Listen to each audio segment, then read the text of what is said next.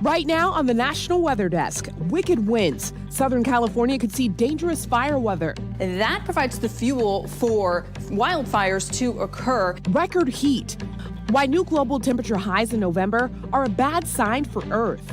Landslide risk, the new threat that's emerging following Hurricane Helene. No one living today has seen an event of this scale. The role weather played on the day that will live in infamy. Just how heavy is snow? The answer may surprise you. That's the equivalent to having 3 big trucks up on top of your roofs. And the college student who ventured to Antarctica to find the oldest ice in the world. From our nation's capital, this is the National Weather Desk. Well, good morning and welcome to the National Weather Desk. I'm Janae Bowens. Now, it could be a dangerous couple of days in Southern California as the region braces for another round of Santa Ana winds. More than 10 million people are under red flag warnings through Wednesday. That includes a rare, potentially dangerous situation warning for some of the mountains and valleys. Meteorologist Jennifer Collins has more. This area of high pressure is producing Santa Ana winds. Now, clockwise flow around an area of high pressure, that's bringing those winds over the elevations of Southern California. As the wind downslopes along the west side of the mountain range, it is descending, and that creates hot, strong winds that develops in this general region. And with that warming and dry air, that provides the fuel for wildfires to occur. We could see gusts over 55 miles per hour that could bring down power lines and really enhance any sort of fire weather risk for today and into tomorrow and Wednesday. So red flag warning has been issued for Southern California, including Los Angeles area, down south near San Diego. This is a particularly dangerous situation too because of the high winds expected with the Santa Ana winds. Earth just experienced its second warmest November on record. That means 2024 is all but certain to be the hottest year ever measured, only topping last year. Now, this is all according to the European's climate service Copernicus. 2024 will also likely be the first calendar year where the average temperature is 2.7 degrees above pre-industrial times. Now, that's above the threshold set in the Paris Climate Agreement that is considered crucial to fend off the worst impact of climate change. A tsunami warning issued after last Thursday's earthquake off the California coast sparked fears along a stretch of Pacific coast from Northern California to Oregon. Tanvi Varma has more. These are the waves we saw off the coast of Oregon after a tsunami warning was issued by the National Tsunami Warning Center. According to the Oregon Department of Emergency Management, the warning extended north to the Douglas-Lane County border. There was a 7.0 earthquake about 50 miles off of the shore off of Northern California. People in Reedsport, located southwest of Eugene, evacuating, including this boat contractor. It was a pretty hectic. The girls were wondering if it was real, and I was too, but it said it was, so we got out here and hustled up the dock, running actually. This one was upset and crying, and I kept telling her that we were going to be fine. Jonathan Allen with the Oregon Department of Geology and Mineral Industries urging Oregonians, especially those on the coast, to be prepared. We live in a dynamic environment because of our proximity near a subduction zone, which is about a 600-mile long area that could potentially rupture at any point in time between now and going forward into the future. It's been over 2 months since Helene hit portions of North Carolina, but the impacts are still being felt. According to the U.S. Geological Survey, over 2,000 landslides have been caused by the storm and more are expected. Janya Nordello has more.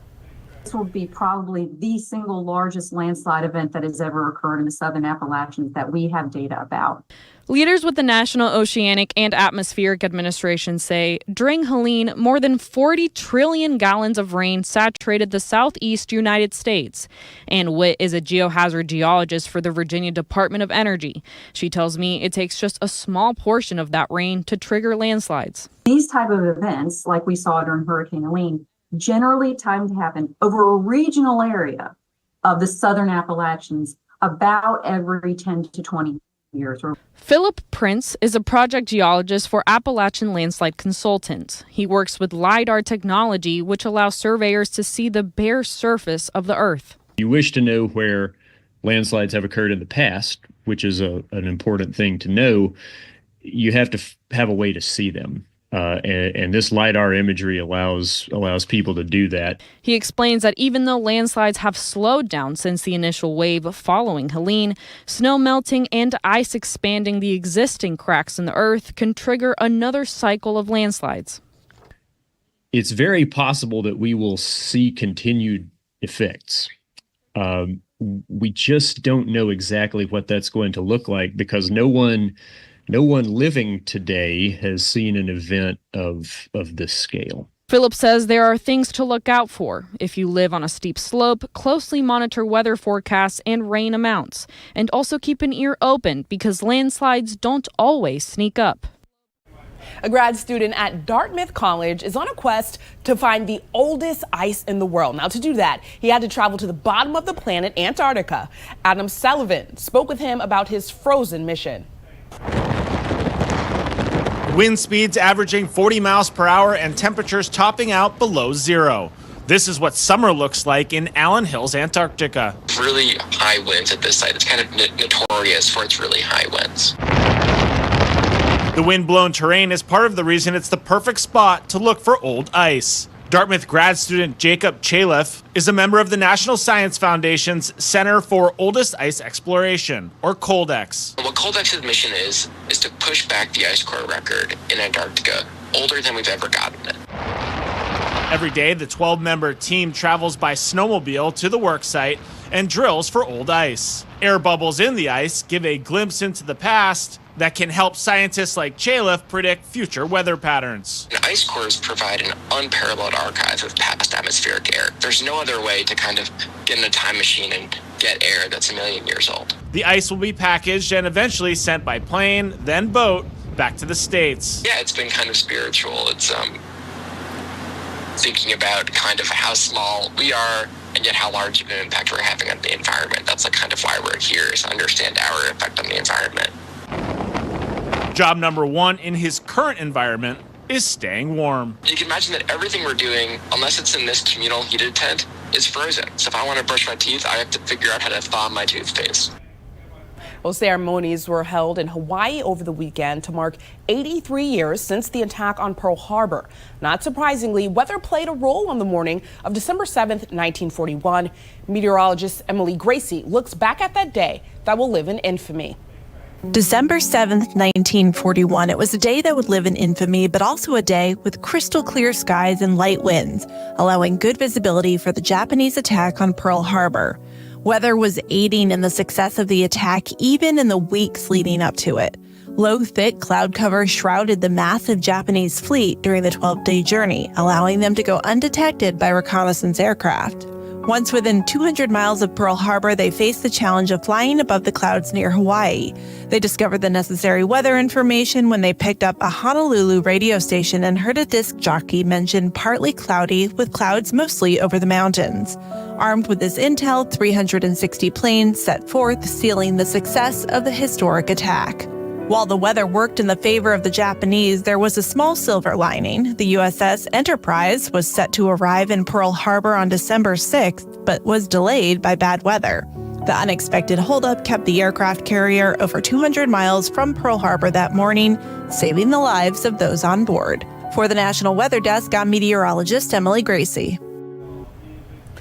Now let's check to see the weather in cities across the country today.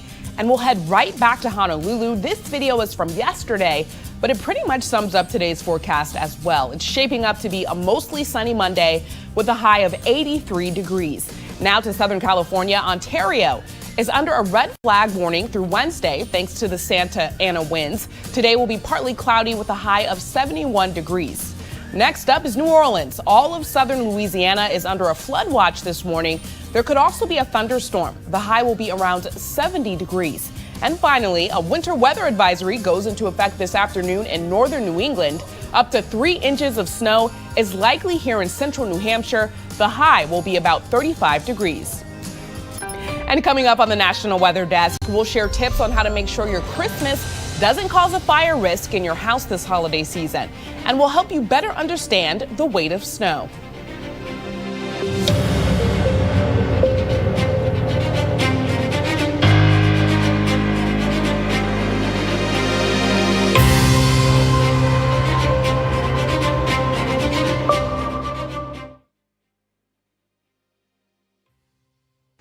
I'm meteorologist Ryan Munn. Let's get a look at the Northeast as we head through the day on Monday.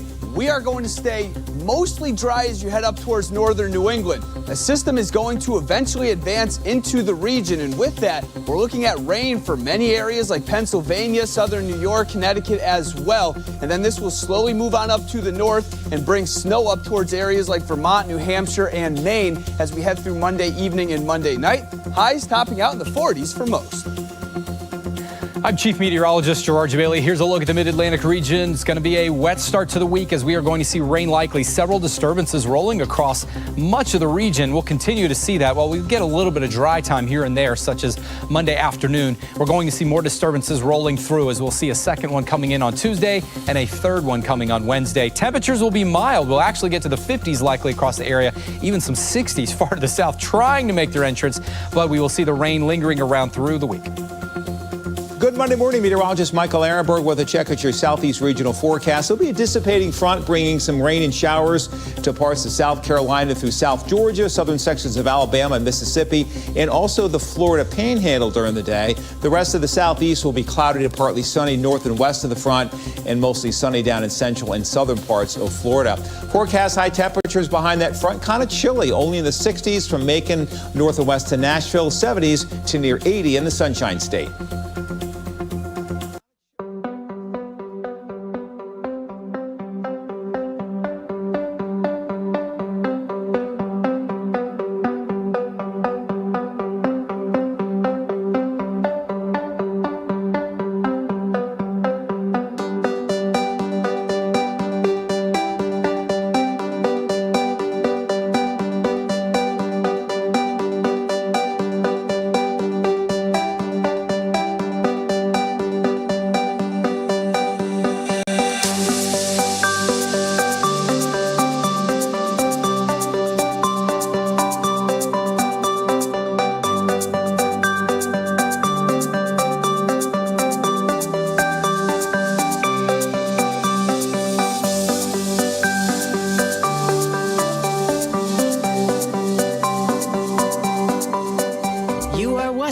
The National Weather Desk. Well, last week's snowfall is getting folks excited about the upcoming snowmobile season in New York. Anticipation is shared by snowmobile enthusiasts and businesses situated along trails used by riders. Dale Ostrander has the story. Like a kid waiting for Christmas because we're getting snow this year. I know it. Deer hunting season is coming to a close, which means some potential snowmobile trails will be allowed to open up safely and legally. For restaurants and bars directly on snowmobile trails like Buck's Family Restaurant, that means packed parking lots when there is snow on the ground. Like the whole backyard is just packed, the whole hill is full of snowmobilers, and it's nice. I mean, it's definitely kept us going for as many years as we've been open. Christina Corthus is a bartender at Buck's. She says without an ATV trail that opened up a few summers ago, the lackluster winters could have put them under. If it weren't for that, we probably wouldn't be open because we used to bank on snowmobile season, and we're just hoping for another good season. They may be in luck as snowmobile clubs like the Pulaski and Boylston Snowmobile Club have already been out on their trails doing maintenance in preparation of opening up the trails. There's certain areas that certainly could be open. I mean, we do it on a trail-by-trail basis, but that also depends on the safety of the trails. I mean, we're not going to send anybody out if we don't deem that our trails are safe. When it comes to snow, there are some dangers you might not think of, like just how much it can weigh. Meteorologist Lindsay Storrs explains. If you've got a foot of snow on a 1,500 square foot roof, let's say it's really light, fluffy snow, even that fluffy snow with a water to snow ratio of 15:1 is about the weight of a big truck. Now, if you've got a normal snow with a ratio of 10 inches of snow to 1 inch of water, that's the equivalent of a truck and a passenger car being on top of your roof. And if you've got a foot of that heavy, wet snow on your roof, that's the equivalent to having 3 big trucks up on top of your roof. So you can see why snow can be so dangerous when you get a lot of it. It's that time of year when many people are bringing Christmas trees into their homes and beginning to decorate them. But there are some precautions you should take to make sure you and your family stay safe. Here's meteorologist Sharon Ray. Christmas tree this weekend, or pick one up, maybe one of those live trees, and yeah, there's nothing like the smell of a live tree in the home. We used to get them every year when our kids were little and always enjoyed having that. But there are some safety tips you got to remember and things that we know, but sometimes we can forget about having that tree. First of all, 1 out of 4 fires are a result of the tree being just too close to a heat source. So make sure that that tree is at least 3 feet away from any heat source, a fireplace, or perhaps you have an electric heater. Get that away from the heat, and it does dry out quickly, so make sure that when you have that tree up, you water it daily. This is one that we used to forget once in a while. You got to do it a lot because those trees really suck up the water fast, especially when you first get them and put them in. So make sure you water daily to prevent them from drying out, and have those smoke alarms and also a fire extinguisher handy just in case a fire should break out. Another thing is the electricity. You want to make sure that you limit your strands on the tree to 3 or less. That's what the experts recommend. And also, don't overload the outlet and you put the tree in. Make sure you keep those outlets from being overloaded, and when you go to sleep, make sure you turn those lights off so you're on the safe side. Last week, western Montana was dealing with 2 different types of weather, nice and a little naughty. Meteorologist Mitchell Coombs explains. We've seen high pressure centered over western Montana for the last couple of days, and for most of our area, that has led to some beautiful weather. But west of the divide and down in our valleys, that's led to one issue: inversions. Now, you might be asking yourselves, how do inversions form? Well, this high pressure produces sinking air. That brings cold air down to the valley floors, and essentially there's a lid of warmer air above that doesn't allow that cold air to evacuate the valleys. This in turn helps to reduce air quality as pollutants get trapped under that, but with that cold air, it also can lead to the development of freezing fog and freezing drizzle, much like we've been dealing with.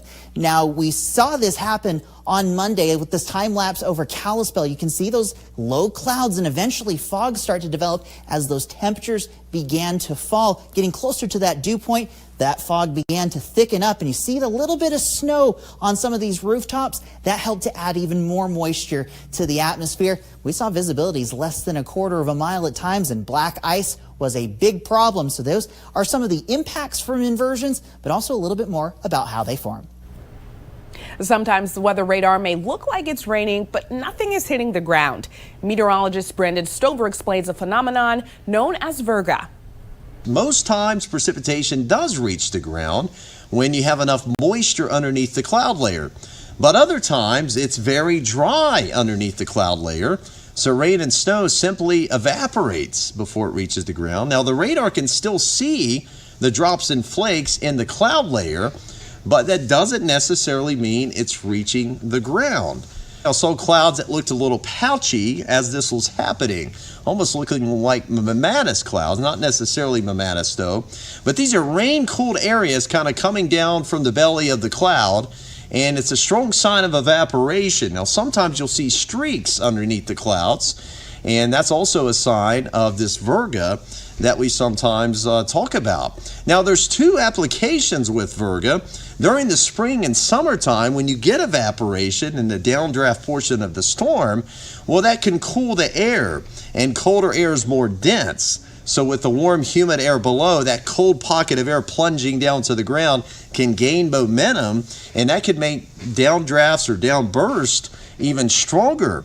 Now, in the wintertime, you could be in the 40s with a winter storm watch in effect for heavy snow, and you're scratching your head saying, well, how's it going to snow if it's in the 40s? But if there's a lot of dry air initially, as that moisture moves in, that moisture evaporates. Well, it just so happens that evaporation cools the air. So this is what we call a wet bulb process. So those 40s with rain suddenly become 30s with heavy snow. So that's also a big factor in regards to that top-down moistening of the atmosphere. So yes, it's nice to have radar and satellite, but sometimes it takes good old-fashioned ground observations to know the truth. Did you know that the eastern elk was considered extinct in Virginia until around 10 or 12 years ago? Now they're making a remarkable comeback. Meteorologist David Dirks has more. It was taken, this picture, at Southern Gap near Van Sant in Buchanan County, Virginia. Now, according to the Virginia Department of Wildlife Resources, elk were successfully reintroduced to Virginia between 2012 and 2014 and are thriving. Historically, the eastern elk were found in Virginia until the late 1800s when unsustainable hunting and habitat alteration resulted in extinction. It's nice to have the elk back and roaming our countryside once again. And time now for a short break, but first we take in sunrise views over Mount Rainier in Washington State.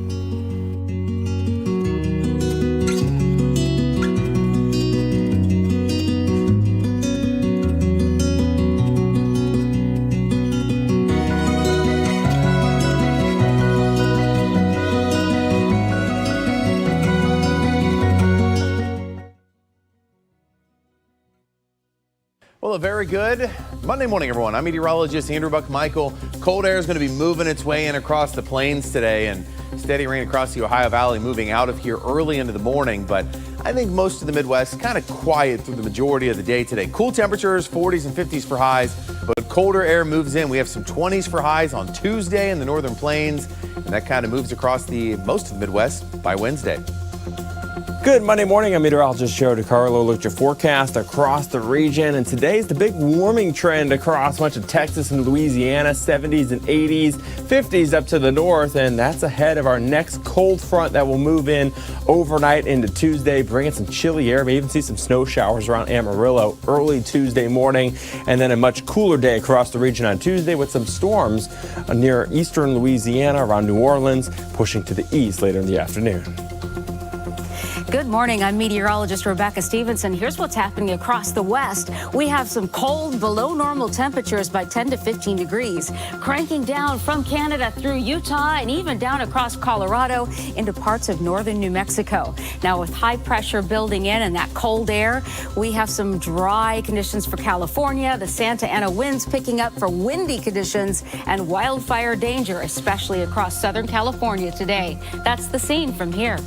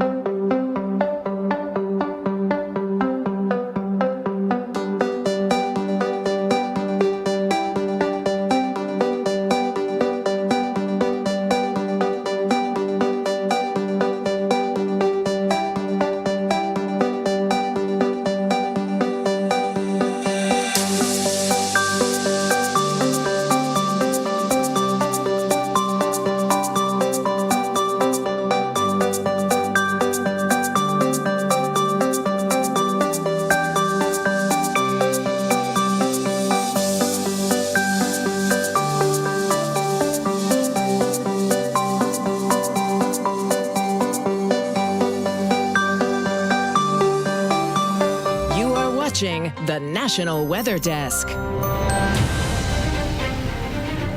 We've all heard of earthquakes, but have you heard of a weather-related phenomenon called a frostquake? Meteorologist Teresa Carter explains how they happen. During extreme cold events, you may hear a loud boom and even feel like you've experienced an earthquake. However, this event was more likely a cryoseism, also known as a frostquake. So what is a frostquake and why do they happen?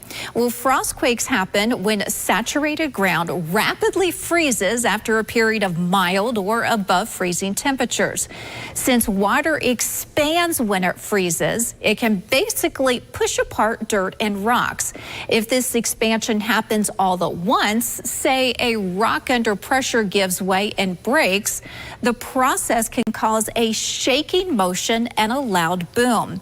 Frostquakes are often mistaken for minor earthquakes because the initial indicators may appear similar, but they have nothing to do with the movement of tectonic plates. Looking for more weather content? Be sure to check us out on social media. Just search the National Weather Desk. We'll be right back.